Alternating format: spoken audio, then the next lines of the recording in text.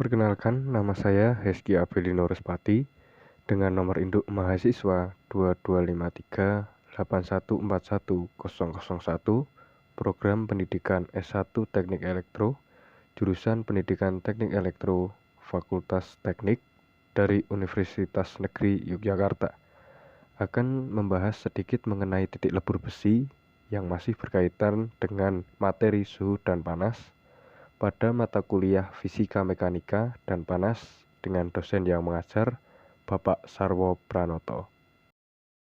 Sebelum membahas mengenai topik titik lebur besi, saya akan menjelaskan sedikit mengenai suhu menurut Kamus Besar Bahasa Indonesia.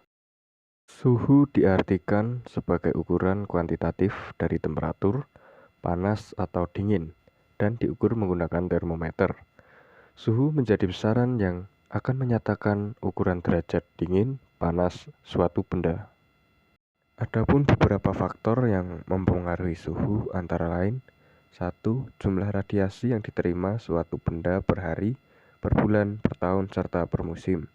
Yang kedua, adanya pengaruh tempat, yaitu daratan atau lautan. Yang ketiga, adanya pengaruh dari ketinggian tempat di permukaan bumi. Yang keempat, dipengaruhi secara tidak langsung oleh pembawaan angin, apakah angin yang dibawa panas atau dingin. Kemudian macam-macam skala suhu. Yang pertama Celsius, kedua Fahrenheit, ketiga Kelvin, dan keempat Reaumur. Yang pertama Celsius dengan tanda C, merupakan skala suhu yang paling sering digunakan baik di Indonesia maupun di luar negeri. Celsius memiliki titik beku pada 0 derajat dan titik didih pada 100 derajat. Yang kedua merupakan Fahrenheit dengan lambang F, merupakan skala suhu yang paling sering digunakan di negara Amerika Serikat, dengan titik didih air pada 112 derajat Fahrenheit dan titik beku pada skala 32 derajat Fahrenheit. Yang ketiga merupakan Kelvin, dengan lambang K, merupakan skala yang diketahui tidak memiliki derajat dan diganti dengan satuan skala Kelvin, dengan titik didih air pada 373,15 Kelvin dan titik beku pada 273,15 Kelvin. Yang keempat merupakan Reaumur dengan lambang R, merupakan suhu yang ditemukan oleh Anthony Foucault de Reaumur pada tahun 1730. Skala ini memiliki satuan derajat Reaumur. Pada skala ini, suhu air mendidih pada 80 derajat Reaumur dan memiliki titik beku pada 0 derajat Reaumur.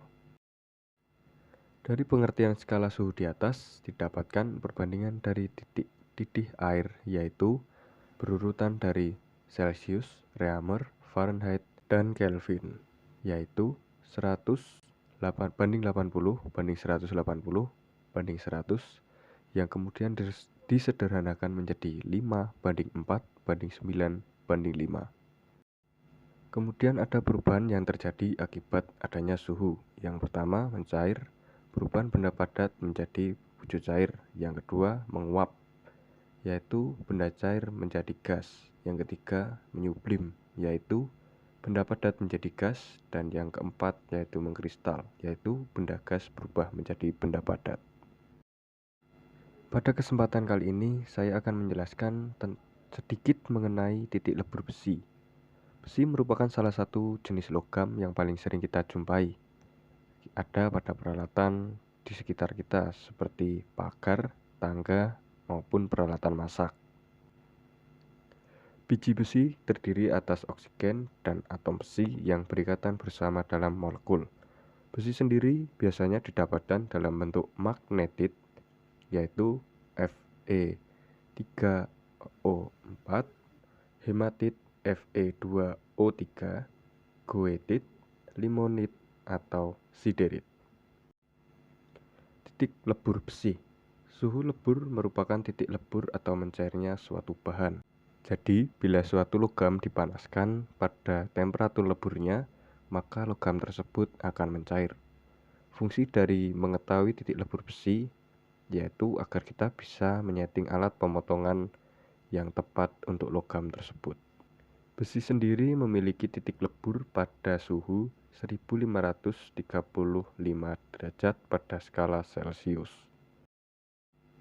Pada kehidupan sehari-hari kita selalu menggunakan besi, misalnya pada kendaraan yang kita gunakan setiap hari, memiliki rangka yang berbahan dasar besi yang telah dicampur dengan bahan penyusun lainnya, juga seperti alat makan dan masih banyak lagi. Besi merupakan salah satu benda padat yang selalu mengalami pemuaian yang disebabkan peningkatan suhu di sekitarnya.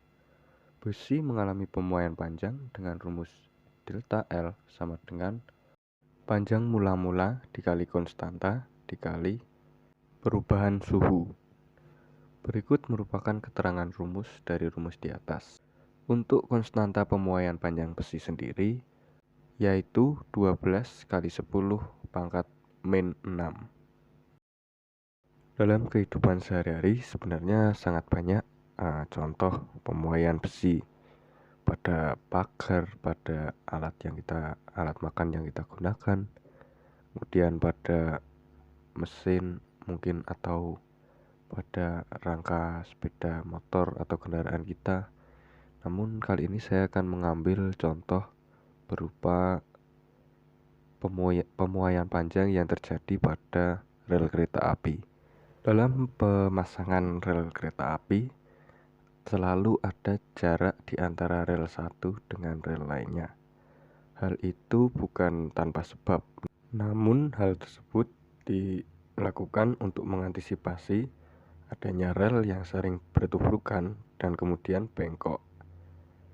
Fenomena ini biasanya terjadi di siang hari, dikarenakan pada siang hari terjadi peningkatan suhu di sekitar rel, sehingga rel tersebut mengalami pemuaian yang menyebabkan panjang rel tersebut berubah menjadi lebih panjang. Namun pada malam hari, panjang rel kembali menyusut dikarenakan perubahan suhu yang menurun di malam hari.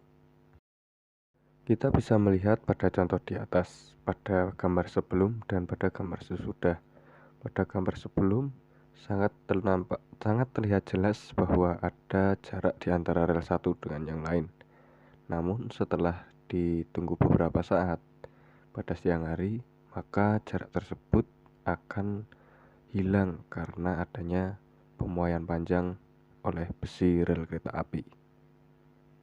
Jika ada pembengkokan yang terjadi di rel, maka akan berakibat sangat fatal dikarenakan dapat menyebabkan anjloknya kereta yang bisa mengakibatkan banyak korban jiwa. Maka dari itu sudah dipikirkan sebelumnya bagaimana mengatasi pemuaian rel kereta api ini.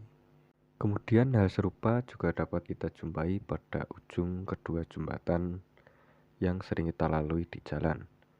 Pada kedua ujung jembatan tersebut terdapat celah yang memisahkan antara jembatan dengan jalan utama.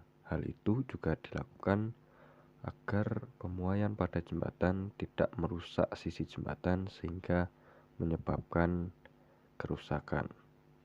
Dari pembahasan singkat mengenai titik besi dan pemuaian yang terjadi pada besi, kita mendapatkan 3 poin penting dari video tadi, yaitu yang pertama, besi merupakan benda yang selalu mengalami pemuaian dikarenakan suhu di sekitarnya.